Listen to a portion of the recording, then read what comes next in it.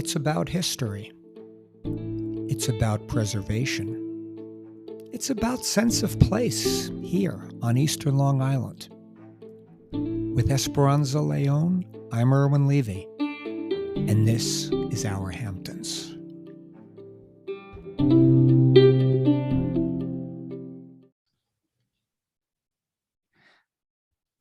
Esperanza. Irwin, my dear, how are you? Okay, very good. Sag Harbor. Not just any part of Sag Harbor either. Sag Harbor used to be, I guess, they used to call it sort of the unhampton, the anti-Hampton or whatever. I thought that was Montauk. That too. Although no place can claim that anymore. Yeah, I don't know. I don't know if there is such a thing as unhampton anymore, but it's a conversation, I guess, for another day. But the Sag Harbor has had a great history. We're gonna just briefly go into this as Sag Harbor as far back as the 1700s, and don't worry, I have an agenda here. You'll follow where I'm going here, but Sag Harbor was a whaling seaport as far back as the 1700s, and then in 1800s. You had people really from all walks of life here. I think suffice to say, this was a term that probably wasn't even used back then, but Sag Harbor really had diversity. Totally. Right? No joke. It certainly did. Yeah. I mean, just the fact that it was a seaport made it that, right? That's, I think, what was a big thing, because a lot of different parts of the community moved to Sag Harbor to work at the seaports in the whaling industry. Again, this goes way back in time. This was a major whaling seaport, hundreds of years ago, and it attracted Native Americans, African American community, and also European immigrants. Yes. So we had all of these, and then as you go into the 1800s, towards the late 1800s, Joseph Fahys started the Watchcase Factory, which are now gazillion-dollar condominiums. We're not going to go there which was either. Also, it was later the Boulevard, right? The Boulevard Factory. So what happened, and he had a lot of real European craftspeople, if you will, working in this factory. And in addition to Native Americans, African Americans, but his employees, I think, were predominantly European, and a lot of them settled in the community of Eastville. For a little geographic perspective of Eastville, it's not a large portion. If we travel down 114, present day, we're going to loosely describe Eastville, very loosely, but just to give a frame of reference, near the Gulf station, the Gulf gas station. Okay, and because wait, are you talking the Harbor Heights? That is correct. Okay. That is correct. So that is, the new fancy one. It wasn't always fancy. No, I mean the renovated fancy one. It got renovated and fancy. It wasn't always that fancy. It got Hamptonized. It got yes, apparently. So that's sort of where Eastville is. It's right across the street from the Eastville Historical Society. And not far from the Watchcase Factory, right? Just south on 114. Sag Harbor is so concentrated. It's true. It's everything is everything. It's sort of like Amagansett in that way. I mean, wherever you are, you're pretty close to the village in Sag Harbor. And so that's where that is. And down the block really of the Gulf Station is St. David's AME Church and the cemetery. And, some of the streets sort of behind where the Eastville Historical Society are, Hempstead Street, anyway.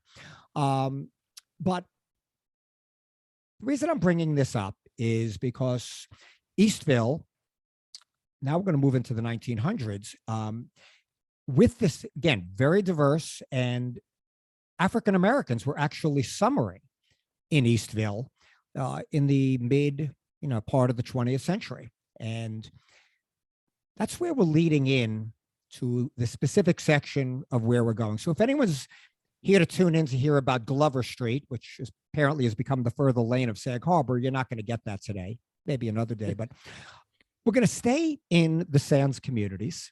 S.A.N.S is an acronym, and it stands for Sag Harbor Hills, Azurest, Nineveh, Subdivisions, S.A.N., the S is for subdivisions. It's an acronym. Ah. Okay. So there are 306 houses in these three communities, which cover about 162 acres. Azurest was the first one, 1948 to 49. Sag Harbor Hills followed that around 1950. Nineveh in 52. And those are all sort of moving from Eastville south along 114, off of 114 toward Gardner's Bay? If we're to give a little geographic perspective, if we're traveling from East Hampton up 114, these communities are literally the first streets on the east side of 114. The first few streets when you cross past the cemetery, you cross into Sag Harbor, and they are part of the incorporated village of Sag Harbor. So those are where they are, and they start from what's called Hampton Road, but is actually 114, and it extends all the way to Gardner's Bay. And so they're part of the incorporated village of Sag Harbor, but they are part of the township of East Hampton. Is that correct? Correct. Okay. That is correct. Yes, great point, Esperanza, because yes, Sag Harbor is divided between East Hampton and Southampton. Most of Sag Harbor, I believe, is in Southampton town. Yes, Division Street being called Division Street for a reason. Gotta love that. That we'll have to talk about that one someday. I love that sort of thing. How that Division Street. I mean, you heard about the race between the mayors about how that happened, right? No. Oh, okay. Well, we'll have to talk about that another that's day. Gonna be a side. That's a whole side. That's going to be a side story for another day, because I would love to hear that. This is the problem with Esperanza. She really she withholds things from me. I mean, she's holding back. I have to work on that. Because I do love the story of Division Street. I mean, Town Line Road is sort of a cool name that separates two towns also, but not as cool as that's Division right. Street. There are stories about that one too. That's gonna be a podcast all unto itself. But anyway, let me just start by saying S.A.N.S. This is another story. This is another line. Anyone that listens to Our Hamptons hears me say all the time. This is such a cool story. I can't help it, the way I feel about this place, but this is such a cool story. It really is a very cool story. And I think it's more out there these days, but having grown up here, it's definitely not something that I knew about. Exactly. And I'm going to wasn't highly publicized. Save that thought, because I'm going to tell you a little anecdote about that as we go along, because save that thought. Okay. Azurest was really such an amazing story. It was founded by Maude Terry. Now, this was a Brooklyn school teacher in the 1940s. She summered in Eastville. Again, remember, there's an African-American woman with her family, husband and daughter. A school teacher. Not a millionaire. Husband and daughter, both physicians, and went and summered in Eastville. And her sister, and I may be mispronouncing this, her name was Amaza Lee Meredith or Amaza Lee Meredith. I'm not sure of the pronunciation. Her sister was a very prominent Virginia architect, the first, possibly, if not the first, one of the first African-American female architects in America, professor at Virginia State University. So these were, anyway, they summered in Eastville, and Maude Terry had this vision as she walked nearby to what is now Azurest. And this was marshy. If you could picture this area just sort of south of where Eastville is, it's really just south of Eastville. Azurest is the town, is the section for the northernmost part of S.A.N.S, if you will, closest to Sag Harbor. So this marshy, and I quote at the time, undesirable, get a load of this, undesirable land, 20 or so acres between Hampton Street and Gardner's Bay. And she found the landowner, which was a father and a mother and her son, Daniel Gale. Daniel Gale, by the way. Isn't there still a real estate Daniel Gale? Sotheby's Daniel Gale, isn't that it? Another excellent segue. Yes, this was an up island. This was family based in Huntington and on the North Shore. They owned a lot of real estate, and actually became a very large real estate brokerage, Daniel Gale, and ultimately acquired by Sotheby's. So it's now Daniel Gale Sotheby's. So I thought I recognized the name. You absolutely did. And anyway, Daniel Gale and his mom were really trying to almost get rid of this land. Like they felt it was undesirable. Again, we've spoken about this in the past. The summer colonies, Southampton, Easthampton, these were always very special. Sag Harbor was a little, especially during the 40s, rougher around the edges. Yeah. We'll probably this was like, buying land in the swamp or something like that. No? They called it marshland. So anyway, she ultimately convinced they had ultimately bought this, and they ultimately became and co-managed. Remember, this was not just about acquiring the land. At this period of time, African-American communities, they couldn't even get financing. I mean, they didn't matter. They could have been coming back from the war, veterans, people gainfully employed. There was a practice, we're not going to get too deep into this, but there was a practice at the time called redlining, right? Which the Homeowners Loan Corporation, HOLC as the acronym, they literally would take them, and they did this all over the country. They literally would racially profile communities by drawing red lines around a map. And as if to say, if you were in that red line, they were not comfortable giving you a mortgage. So, I mean, could you? Yeah, so they had to self-finance everything. Anybody wanting to buy. And Esperanza, again, like the kind of storyline that it's so upsetting, if you will. Again, we're not talking, here's that line again we use all the time, not ancient history. Not ancient history, yeah. This is the 40s, early 50s. It's hard for us to imagine this, but. Yeah, well, I mean, that goes along with there were covenants and exactly. things like that with real estate, right? So yeah, just even after, you read these stories, even after these communities were established, just to give you a quick one I read when I was doing some research about this, a father and son went into Sag Harbor Village to get a haircut, and the barbershop called the police on them. Oh my goodness. So I mean, like, even, while these were the kind of stories, and like, that particular, just how kind of thing resonates with you. And and we're not talking, this is the Deep South. Right? Exactly. But anyway, so they had to really create this, what they called the Azurest syndicate. Yes. And they did this, the Maude and Amaza Meredith, along with a couple of the other people in the community, civil engineer James Smith and Dot and James Spalding. Dot Spalding was an attorney. Because remember, this was all, the way they attracted people to go to this community was, it was really their circle of friends, family. They reached out to them and said, hey, we have this community. And that's how this whole thing very organically came to be. But they had to help with the financing. And in 1948, the inland lots in Azurest were $750 and the bayfronts were $1,000. So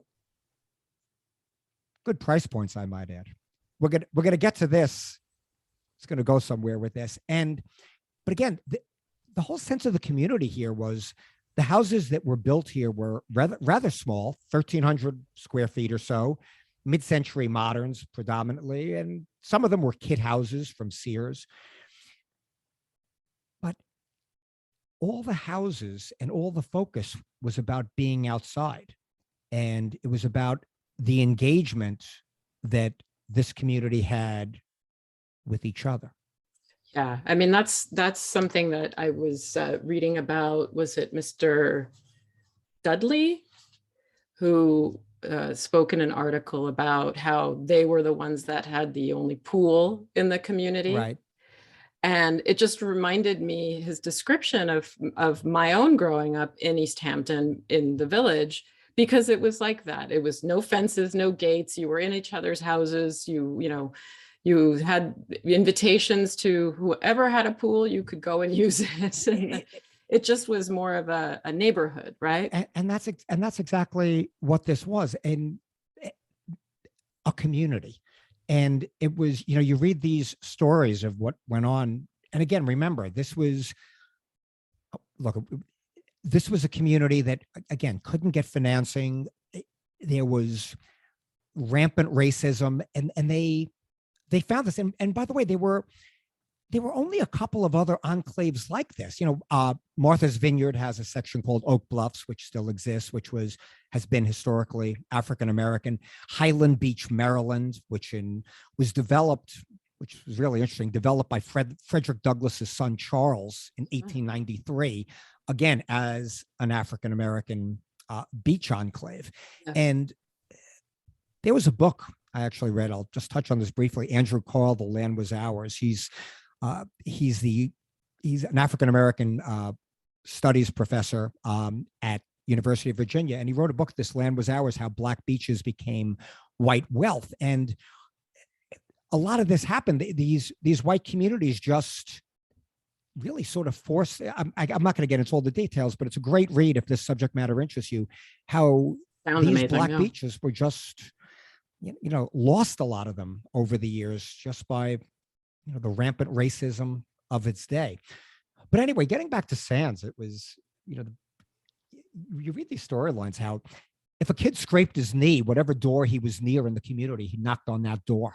Then there was always somebody there, right? That was the thing and that person, that mom or dad would patch up the kid's knee. Exactly. Yeah. That was the kind of place it was. And, by the post-Harlem Renaissance, if you will, in the 1950s, there were Black professionals, from New York City that created this vacation community and attracted they were obviously regular middle-class families, but the Lena Hornes came there, the Paul Robesons, the Langston Hughes, and it was just a community. And there's great stuff on this you could find on Preservation Long Island. Guildhall did a presentation about S.A.N.S, and they were talking about how it was cocktails and barbecues and music, and this community it rocked. Yeah. Yeah. Well, this was, we have to remember, it was before there were a lot of fancy restaurants out here. So people gathered in their homes and did backyard barbecues and went to the beach and went fishing and just enjoyed the outdoors. You were touching on the size of the houses. And that's what's so notable to me is that I think you mentioned, it was for outdoor living. It always astounds me how what people come out here to enjoy, which is the outdoors, they immediately proceed to occupy every last inch of that land with house. Exactly. and like hardscaping and all sorts of things that don't allow nature to be nature and for you to enjoy it. Completely true and unfortunate. And it's a great segue because, our Hampton seems to be like a podcast of segues. We seem to continue to segue all the time. I've noticed that pattern, but that's really sort of where we're going to go, because all of these 1,300 square foot houses, the average size, are starting to be faced with a lot of development pressure. So disappear. They start to disappear. So now, again, just to give you the chronological, about 300, I get different numbers here. The about 306 houses in these three communities, Azurest, Sag Harbor Hills, and Nineveh, by the time they were all developed, which was already by the 50s. But now we're going to fast forward to really 2003, and not quite present day, but almost present day, 20 years ago. And well, actually a little less, but how do we go about this? The community started to fear the loss of this history because of the changeover in the property. And Renee Simons, who's a Sag Harbor Hills resident, the president of S.A.N.S, started discussing how they need to do more to preserve this African-American community in this historic spot. They founded these communities, they found the spot that was safe, and, they made it a home. And This is wild. Now, the effort to designate S.A.N.S as a historic district, Ms. Simons pointed out, Esperanza, you're not going to believe this. It started in 1994. Oh, I don't doubt it. I mean, I think that was the time, and we'll hopefully be able to explore this topic even more, but it was the time when development pressures were beginning, right? So like late 80s, 90s, and people started reacting, and you had all these historic districts surveys done, historic districts created so that the properties, resources would be protected. Right. I know it takes a long time. You kind of have to get people on board with all of this, and it costs money and so on. But the fact that at that time, and you maybe know more about this than I do, let's say the Sag Harbor Village designated a historic district, but this was not a part of it. I mean, to quote Renee Simons here now, and this is a quote, I'm taking this verbatim, the village should have come back within 4 years and extended its historic district designation. Yeah. And for whatever reason, it never happened. And that was part of the motivation to complete the process that they've been going through with getting, getting a historic designation. Now, but it did achieve state and national register listing, right? That is since July 19th, July 2019. Yes, it's been named to the National Register of Historic Places. And only 2% of, by the way, of the 95,000 listings on that national registry are districts that are focused on African-American entries, and S.A.N.S is one. So it has had that, but to the best of my knowledge, not from Sag Harbor Village yet. Yeah, I believe that's still out there. And now, here's what's happening there, more or less present day. Development pressure. Development pressure was another problem here. One and developer. Sorry, go ahead. No, go ahead. I just think that we have to explore this in a greater degree. And I think, what do you think? I think you're right. And I think on that note, say Esperanza's the cooler head here. I think on that note, we're going to put this on hold because the development pressure aspect of this community is probably the bigger storyline. So to be continued. To be continued. We're going to call this part 1. Part 2, S.A.N.S. Right. Awesome. Follow. I can't wait. Thank you, Esperanza. Thanks. Irwin, talk. See you.